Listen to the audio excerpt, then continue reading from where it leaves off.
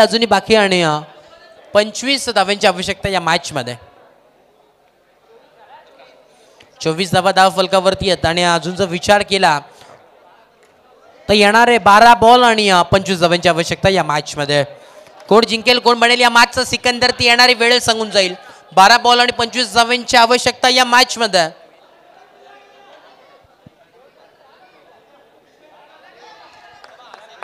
कुठल्या संघाला मंजिल मिळेल ती येणारी वेळ सांगून जाईल. उर्वरित 12 बॉल आणि 25 धावांचं समीकरण या मॅच मध्ये. बघा स्पीडअप करा विनंती असेल. कुठल्याही प्रकारचा वेळ घेऊ नका. टीम अव्हेंजर्स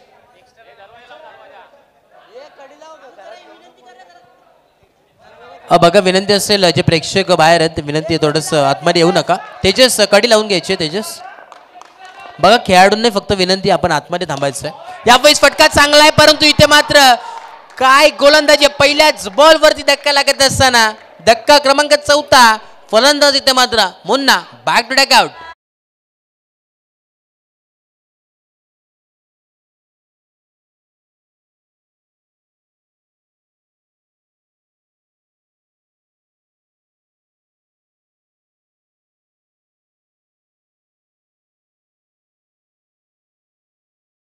आपण पाहतोय छोटा पॅकेट बडा धमाका.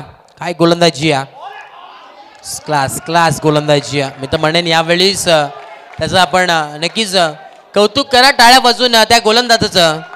छोटा पॅकेट बडा धमाका. नक्कीच वयाच्या खऱ्या अर्थाने छोट्या वयामध्ये काय कामगिरी करतोय. काय गोलंदाजी क्लास.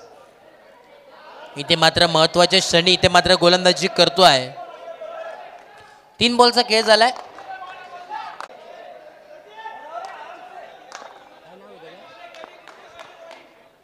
कृष्णाला आपण पाहतो यावेळी स्ट्रेट डाऊन द ग्राउंड.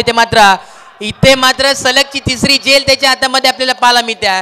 धक्का क्रमांक 5 लागत असताना फलंदाज बाद झाला.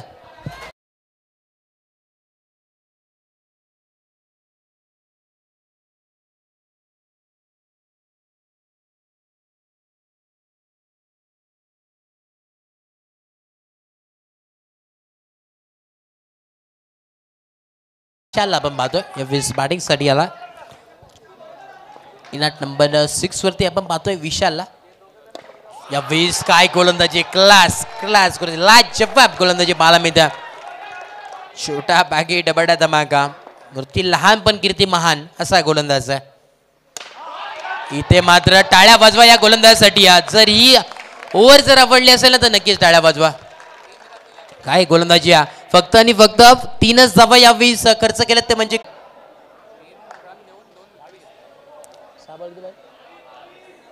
6 बॉल आणि 22 धावांची आवश्यकता.